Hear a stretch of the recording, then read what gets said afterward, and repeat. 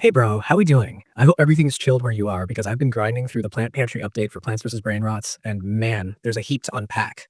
New event flow, fresh items, a cheeky crate that asks for Robux, and some spicy rewards that basically demand you plan ahead if you want to come away with the best stuff. The update launched on November 15th, 2025, and the Plant Pantry event runs for a week until November 22nd, second. So all the timing stuff matters if you want to be in the thick of it and not miss limited drops. The centerpiece of this patch is obviously the Plant Pantry event. It's set up on Central Island. The devs parked it in the spot where the mutation machine used to sit, and they shifted that machine over so the island layout still feels familiar, but with a new focal point. The gist is you interact with an NPC named Chef Chubbeloni, and he requests plants that you deliver to fill his pantry. Each successful submission nets event points that fill a communal-ish progress track and also give you individual rewards. The community aspect is more subtle than some events. Your progress is personal, but the event structure rewards consistent contributions across players. What's actually new? First up, there's the Size Potion, a 5-minute consumable that increases the size of a plant, or brain rot in some cases, and boosts whatever bonuses size grants in the game. Size variants already change damage and other perks, so a timed potion that temporarily bumps your plant's size opens up some interesting plays, especially when you're popping it on a plant that's already boosted or mutated for a boss spawn. Then there's the Outlaw Plant Crate, which is a premium crate you buy with Robux. It's limited stock and appears to contain one of the new plants from the update, so it's basically a fast-track gamble for collectors and impatient players. The update also introduces new plants and new Brainrots. One of the Brainrots tied directly to the event is themed around Chef Chubbeloni, and there's a refreshed Brainrot of the Week system with special Discover rewards that have been updated alongside the event. Mechanically, the event is simple to learn but tricky to optimize. Chef Chubbeloni cycles requested plants fairly quickly. The requests change often enough that if you don't have a variety of plants pre-grown, you'll be waiting and missing submission windows. The requests rotate frequently and the highest value submissions are tied to rarer plants, so the smartest players are the ones who pre-plant several variants and keep a ready stock. If you show this on stream or in a video, footage of you prepping seeds, queuing their growth, and then running to Chef as requests appear is good content. It's visual, tense, and it teaches viewers the value of preparation. The community tips stress the same thing. Owning a broad set of plants, especially mid-tier rarities, will let you satisfy more requests without pause. I want to talk about the reward cadence because this is the part that decides whether people grind or spend. Every contribution fills your personal progress and gives you random rewards from tiers that scale with how many points you've accumulated. Early rewards are your standard currency and consumables, but the event's mid and end tiers give exclusive items, including the Size Potion, the Canonoxy Seed, and the Chef Chubbeloni Brainrot, along with special gear and refreshed Brainrot of the Week prizes like premium card packs and EXP stars. If you're filming a video, build the narrative.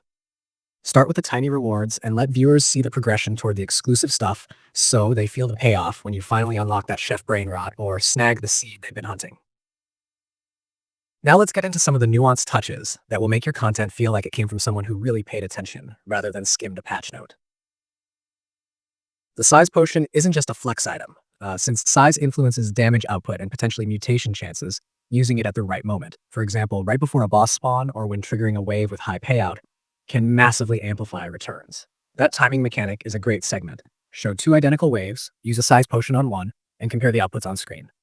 The Outlaw Plant Crate, on the other hand, is a conversation about monetization.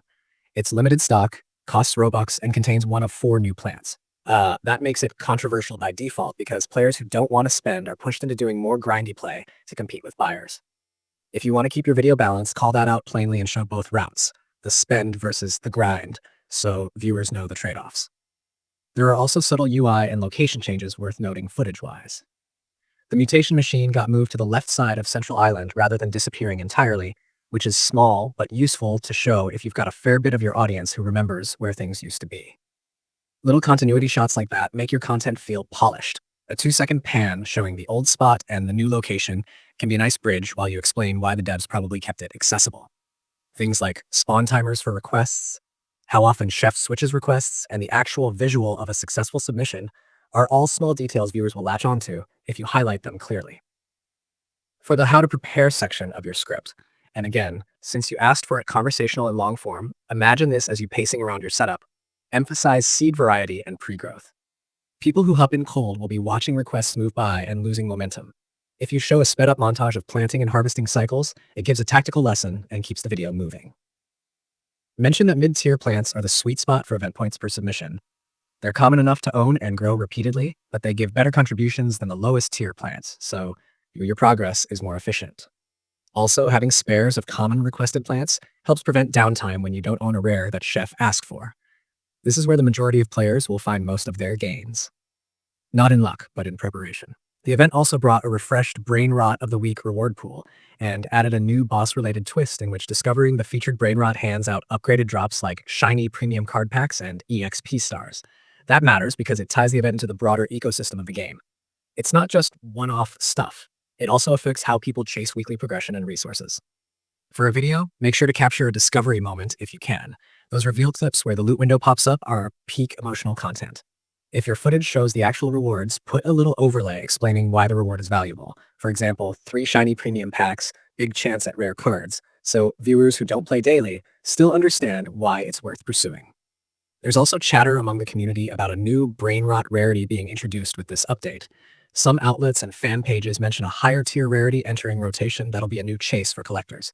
Whether that plays out as a permanent rarity addition or an event-limited variant, it adds a collectability angle you can talk about. How the meta might shift if new rarities change the top-end power curve. Show older clips of how rarities influenced past events, then overlay how this could alter the late-game ladder if the new rarity proves significantly stronger. Fans love speculation backed with historical context, and it keeps the video interesting without just repeating patch text. If you want to weave a human element into the delivery, and you said conversational, so I'm assuming yes, tell a little story. Mention how you misjudged the first rotation of requests and ended up farming a bunch of commons while others were posting rare submissions, and then pivot into how you adjusted your seed strategy. People relate to mistakes and corrections more than to flawless runs. It makes your commentary feel lived in. While you narrate that screw-up, overlay the footage where you scramble to plant and then show a triumphant moment when a size potion finally flips the tide in a boss wave. These beat-driven arcs are what retain viewers through long-form content. Now, because this is content for YouTube, plan your energy curve. Start relaxed and explanatory. Crank things up when you show the first successful high-tier reward. Calm down during the how to prep montage so viewers can absorb the tips, then crank back up for the final reveal of the exclusive Chef Chubbeloni Brainrot or crate opening. Even if your video is long, these ebbs and flows keep it engaging. Use in-game UI callouts and short text overlays to reinforce the most important numbers. Event dates, size potion duration, 5 minutes, and the fact that the Outlaw Plant Crate is a Robux purchase and limited stock. Those are the 5 facts people will want to remember and possibly rewatch the clip to verify. Before I wrap this into the ending line you'll probably use on camera, let me give you a solid closing angle. Emphasize that this update rewards both preparation and smart spending decisions. If someone wants everything immediately, they can buy into the Outlaw Plant Crate. But if they prefer to grind, being methodical with seeds and size potion timing will net them comparable advantages over the event week.